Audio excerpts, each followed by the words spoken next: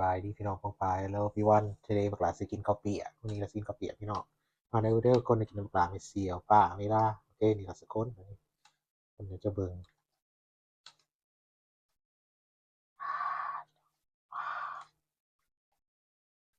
ข้าวเปียก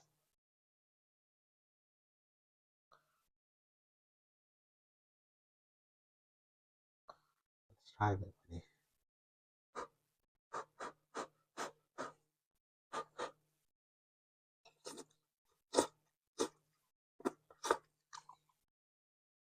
แซ่บ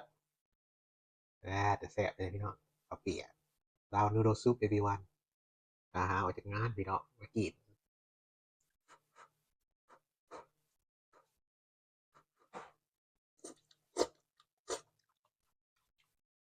นี่ฮะนี่จะกินลูกซี่น้ำอีก Giant meatball พี่น้องบักฮ้อย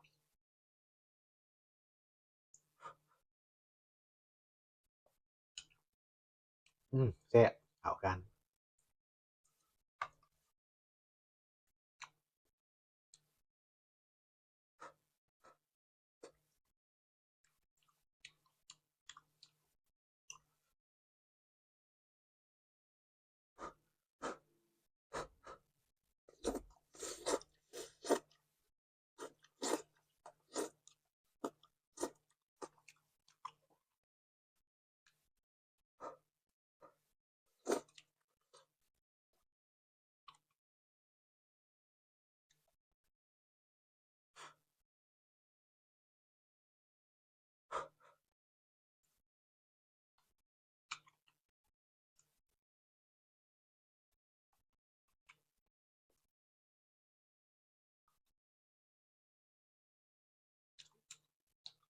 นี่ฮะ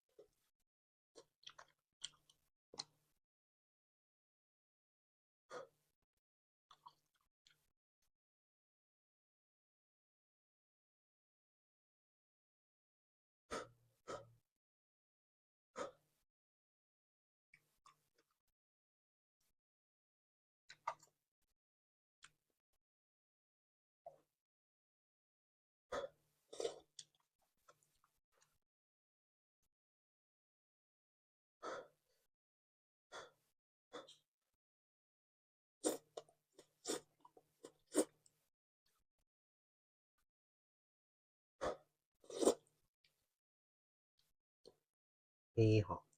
พี่น้องพ้องปายมาเท่านั้นเด้อมื้อนี้อยากกินข้าวเปียกกับลูกชิ้นใหญ่ลูกชิ้นเอ็น everyone that's all for today for me eating raw noodle soup with giant meatball thank you everyone who watched we appreciate you very much okay bye bye